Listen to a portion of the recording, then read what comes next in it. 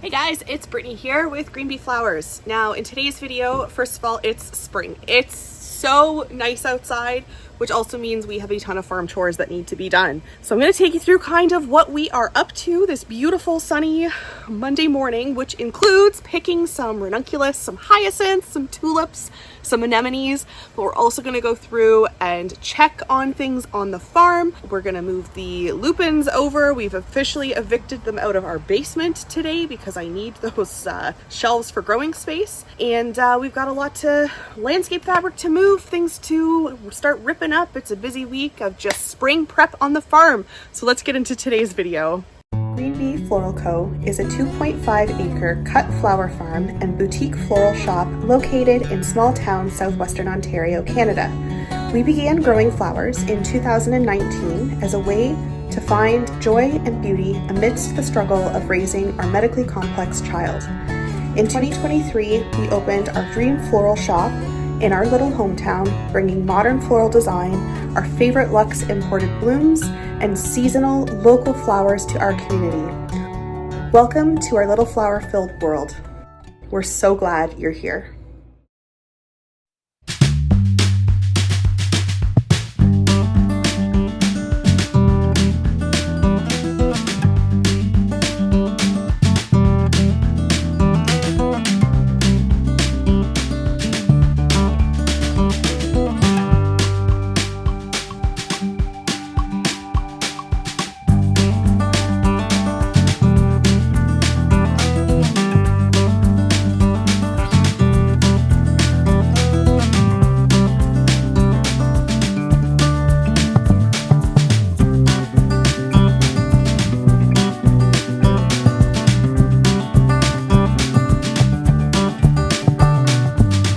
Okay, so it is eviction day for the lupins and the stock and the larkspur. So they're coming out of the basement because I need space for the grow rooms. It's going to be very warm this week, and even though they can't necessarily go into the ground yet, we do want to get them out of here so that we can make room for other seedlings. So they are headed off to greenhouse 1 today so that they can start acclimating to the changes of temperatures. And actually I've got nigella that we might send out as well. So we're gonna get started on that, and I will catch you in a little bit when we're back at the farm.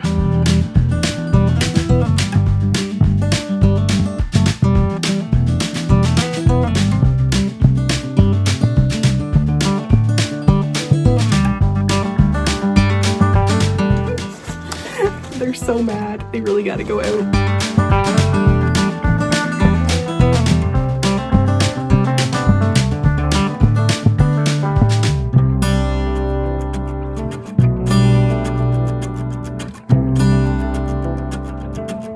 Yeah, it's a lot of lupins. Oh, and some stock. That's a lot of lupins. Okay, so the farm is an absolute mud pit. Bring the water. Like, look at how torn up it is. It just, oh, I love spring, I really do, but like you really have to farm with like a good chunk of boots on, because the thing is that the hoop houses need water, so we had to bring water.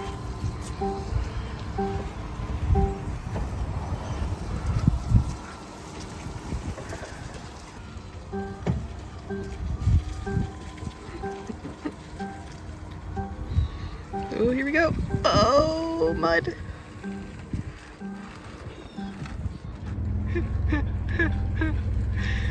Oh, listen to that 4x4.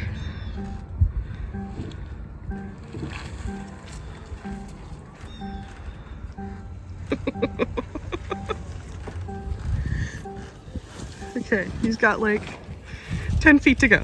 He can do it.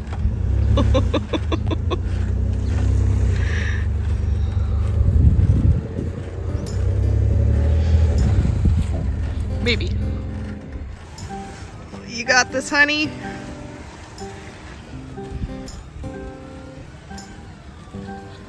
Oh.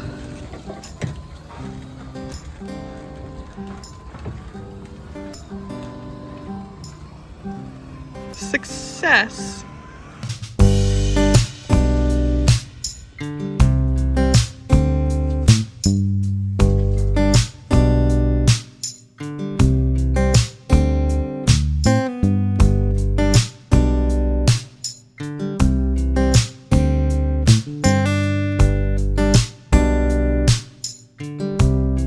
before I get into like starting to harvest stuff, I did want to kind of go around the farm first and see what is alive. But before we even do that, it's time to introduce 2025's roots hat.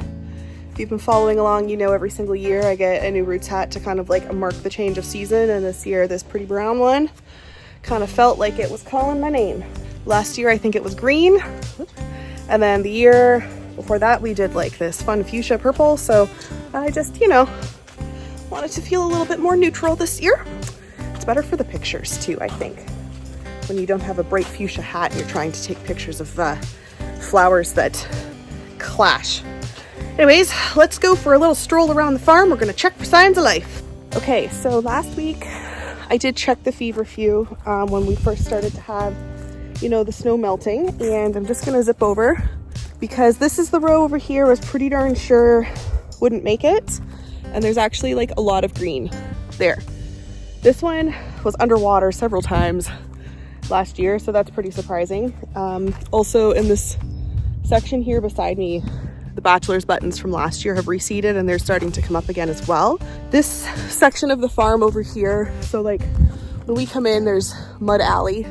This is where all of the perennials, semi-perennials, biennials, things like that are. So we've got our bachelor's buttons. Last year we had agrostemma planted here as well. I do think I'm going to change where the agrostemma is going this upcoming year. This is more feverfew. So one round of feverfew that survived, 2 rounds of feverfew mostly survived, starting to green up, another row of feverfew which has survived, and this here is thistle, which looks great. This here, I can't remember, there was an eclectic mix of things I think that kind of like started and came back. Here we had a row of bee balm, which did overwinter. It does have life kind of at the bottom there, so I'll be kind of working on cleaning that up. Here we had, it looks like more thistle planted in this row here, so this would be second year thistle. And then these are my rows of delphinium. I am probably the most worried about the delphinium out of like any of the things that we grow at the farm. The delphinium had a really rough season last year. It just, with the heat of the summer here in Southwestern Ontario, it just really struggled.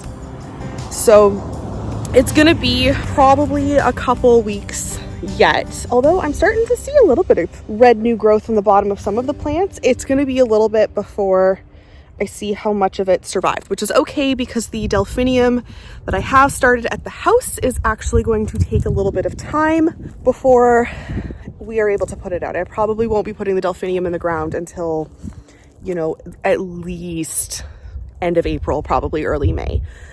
However, right behind the delphinium, so there's those 2 rows, that is where our lupins are gonna go. So one of the tasks I gotta work on doing today is starting to pull and roll up that landscape fabric there, have the girls go through this week and weed it all out. I know there's a lot of reseeded Orlea and Nigella in that corner, which it's gotta go. And we just need to get that moving out of there. This is the collection of hydrangea and spirea, and it looks like a lot of wild strawberries kind of seeded in here as well, which I think is pretty funny. So, oh, and moose tracks. So or deer tracks probably. Oh, somebody's been digging things up over here. It may also have been a compost pile. Oh, that's hilarious. Look, there's bulbs everywhere. I wonder. Anyways, it could have just been that we dumped stuff here. So there's spirea and things going on here as well. We've been progressively working on propagating those and expanding. As we continue to grow in the field, the hope is to have just like a row of perennials along this side and around so that we can, you know, really mark where our space is in here, which will be really nice and probably much easier for the farmers that, you know, we share the field with. Peonies are here. So this entire patch up to the shelter is all peony. And then the tulips, so this kind of place past the peony field last year was where we had the dahlias. The dahlia field essentially ran, oh, crunchy, essentially ran from like the start here all the way down past that compost pile of straw all the way down, and then we had sunflowers down at the very end. We have tulips in here this year, and I'm really pumped because you can see life in the tulip patch, which is great news. So like, you know, oh, there we go. It's really hard to do directions. This over here, there's tulips coming up right there. Always the early ones first. It's super muddy over here, so I'm not going to stay over in this side of the field long. The peonies we cut down in the fall, and then these will start to bud up again within probably by the end of April. We'll be seeing a good amount of foliage come up, which I'm very happy about that. So that is looking really good. But primarily we got to work today on getting landscape fabric out of places that the landscape fabric needs to come out of, and also picking some things, watering some things, and finishing battening down the sides of greenhouse 2. So from this point forward, we shall be referring to number 1 as the big greenhouse, and the little one will be greenhouse 2. Having a second greenhouse is really going to open up a lot of opportunity for us for season extension. It's not completely finished in here yet, and we also have rows of things that were planted in here before. So like there is definitely Nigella and Orlea in the back of the greenhouse too, because we had our fall planting over here, and it actually kind of looks like some ranunculus survived in here from last year as well. But the plan essentially is we're going to have 3 rows in here. They're each going to be about 2.5 or 3 feet wide. In the other greenhouse, they're about 4 feet wide, so they will be thinner, which will actually make it easier to weed on our backs, thank goodness, with 2-foot pathways. And then we'll be putting in larkspur, stock, and something else that was spiky, I can't remember, plus Nigella, Orlea, Buplurum, those sorts of things will be going in here. And then on the one side, or potentially the center, I haven't decided yet, we're going to have butterfly ranunculus, and then I would also like to have a small patch of lisianthus in here to try and work on perennializing, or at least biennializing, to see if we can get some sort of system in place here for like a longer season for those. I know it can be done in our climate. I've seen other farmers do it, so that's on my trial list this year. And then hopefully as we move forward, we'll start to be able to put some tables and things in here as well, just for like more abilities for seating and like bulb crates and things. But for the time being, it is a very long greenhouse, so even though it's not as wide as the other one, we'll definitely be able to fit probably a similar amount of things in here because we have a little bit more length than we do width. So, you know, math.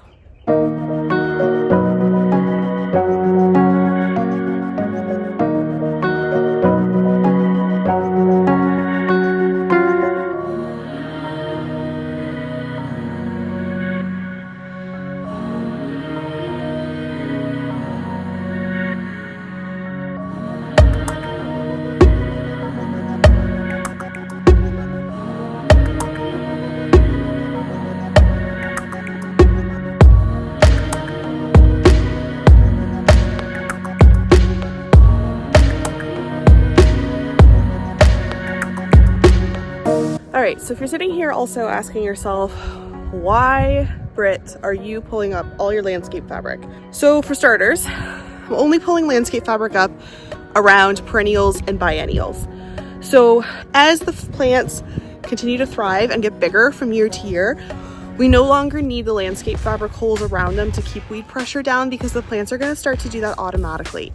It's going to give us the option, the chance to mulch properly over here this year, which is going to be great for soil health. Now that we've managed to kind of deal with a lot of the original weeds that were in this area, right? This corner of the farm that I'm pulling the landscape fabric up, like we started growing on this section 4 years ago. So this is the section that's been here the longest. It's come a long way. The landscape fabric really did help with not disturbing the soil underneath. So even as I'm pulling it up, like the soil that's just like right here, it's nice and dark. It is very healthy looking. I have already seen some worms and bugs and life kind of in there as I've been pulling the landscape fabric up. So I think that that's also really important as we're thinking about, you know, the future of the farm and some of the practices that we have here. Migrating away from the use of like landscape fabric for weed pressure around our perennials has always kind of been the goal. But again, I talked about this before, where this plot that we grow on here was cash crop farmed for a lot of years. So while the soil is good soil, it's perpetually tilled every year. And so this is like, we have not tilled this section of the farm now for 3 years. We've essentially laid the fabric, left it from year to year, planted in the holes, and kind of like weeded out the extra weeds as we go along.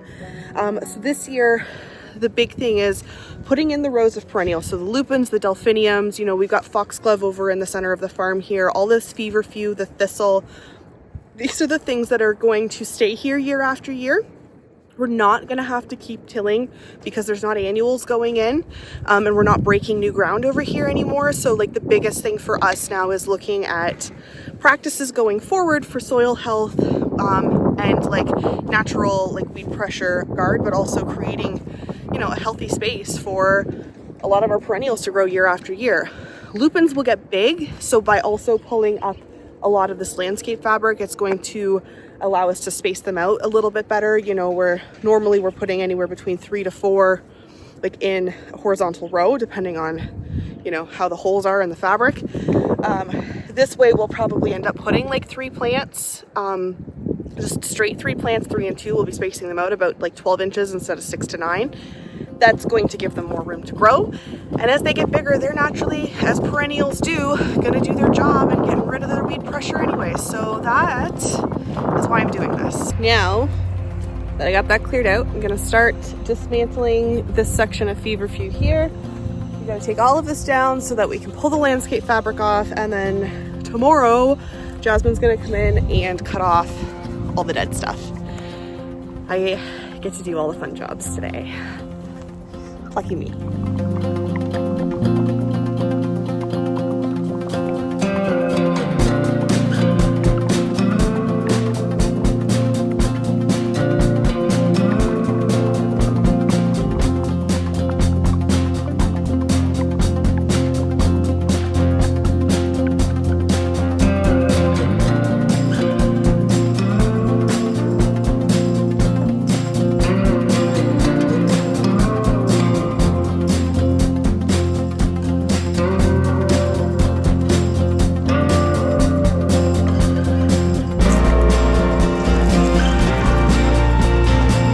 Yay.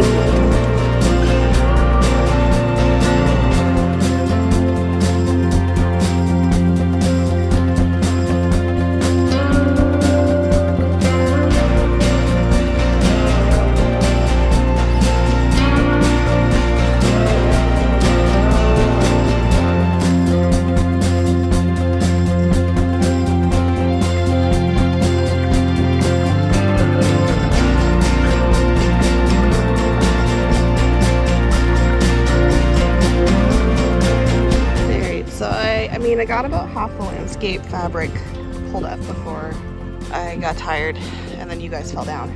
But I wanted to show you quickly here why I am pretty confident in my feverfew surviving winter after winter, and also why I go through and kind of like snip it down now. So this will probably start blooming for me in June. The main stalk that originally went in is the center one here. And here it is, the center one here. But if you look really closely, like you can already see some of the fresh growth on some of these stalks here. So even for the ones, like here's a good example here. This guy looks dead, but it's not, right? So my job, well, part of what we got to do this week is to go through here and just get rid of all of this dead stuff on top, and then go over with straw and kind of like lay straw around it so that we can still make sure that the roots are mulched. Part of the challenge, of course, with March in Canada is that it is still cold. There's still always a chance of snow, but I'm less worried because this feverfew that I have here, I mean, it's been here since 2022. Yeah, I think we planted this out here in 2022, maybe 2023. What year were we in? Anyways, it's several years old already and it has survived. Now we're just in a maintenance phase of this kind of like tender perennial, right? If we can keep the roots going, it's got a better chance each year of surviving. And then some of these pieces that I'm pulling off, these top pieces here, I'm actually going to stick these into rooting hormone and put them into little containers, and we're going to attempt to propagate them to just fill in a few holes. I also have to go through and do like the row of thistle there as well within the next week and a half, because it is also growing like well out of its landscape fabric. So there's a lot of work this year to do in perennial corner. I'm hoping, like for myself personally, between the shop and the farm, to spend like probably 1 to 2 days a week out here, so that I can just focus on getting a lot of stuff done that I know needs to be done for where I want to get the farm to, right? I can have the staff do the easy stuff like plant and weed, but as far as like all of these other side projects of mine to, you know, plan the farm and like the successions from year to year, that's all stuff that's my job. I can't expect my staff to know what to do there. So that's one of the things I'm going to be focusing a little bit more heavily on this year, is my perennials and my tender perennials. So I'm just going to go through now and do some like weeding on this, but I'm not going to time lapse because it's getting windy and you're going to fall over again. So I'll catch up with you guys in a little bit in the greenhouse, because we're going to pick some stuff soon today too. It's very warm in the greenhouse, but I've got some things to pick. So I'm going to start with some hyacinth, and they're behind me, and there's a crate looking just absolutely beautiful. So we're going to start there.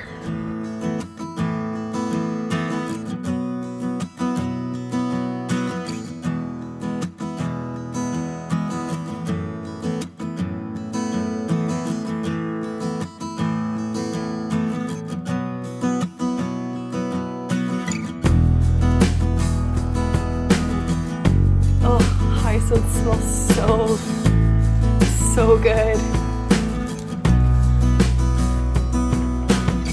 They're such a true sign of spring. I gotta find a bucket to put these in because I didn't use my brain. I got so overexcited I didn't use my brain.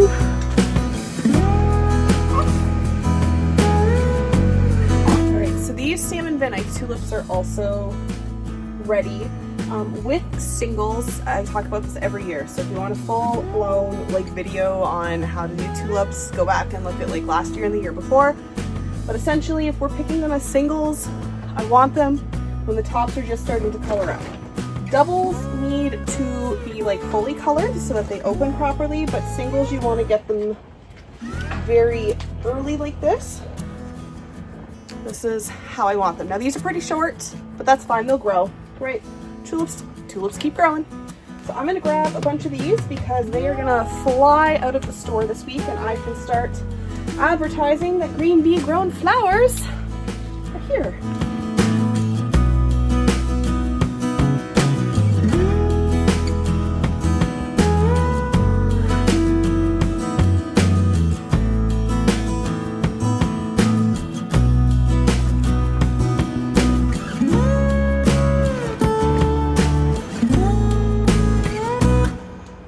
Now last week I also came through and I had deadheaded a lot of the anemones in here, and I'm glad that I did because there's a decent amount of blooms in here now. So I'm gonna go through, we're gonna pick some. These are gonna head to the store and they're going to get put in arrangements in mason jars this week. They're still a smidge too short to go in like large bouquets, but that's okay. The next flush that comes up will be the size that I want. And hopefully by the end of the week, we'll be able to start delivering to some of our florists.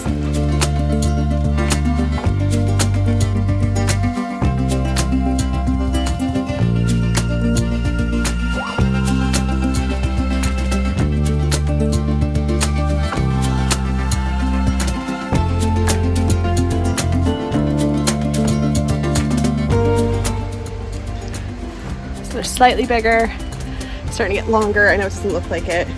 We do definitely have aphids on some of these, but I have 500 new staff members starting on Wednesday of this week. So March of the Ladybugs is on its way, and they will take care of a lot of those for me, which is great because all of those will be said and done, hopefully out of here and out of control within the next like couple weeks. So we love that.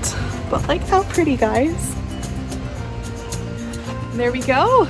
It's our first full bucket of green bee blooms for the 2025 growing season.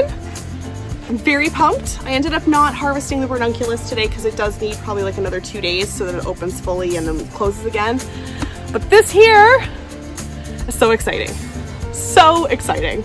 We are March 10th, I think, and we are rocking and rolling for 2025.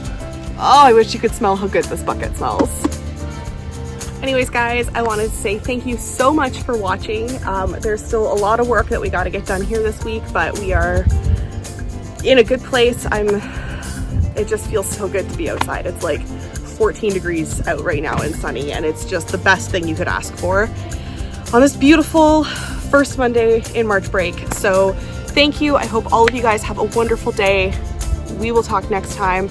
As always, like and subscribe to the channel for more flower farming content. And if you have any questions, please post them down in the comments. We will catch you in the next video.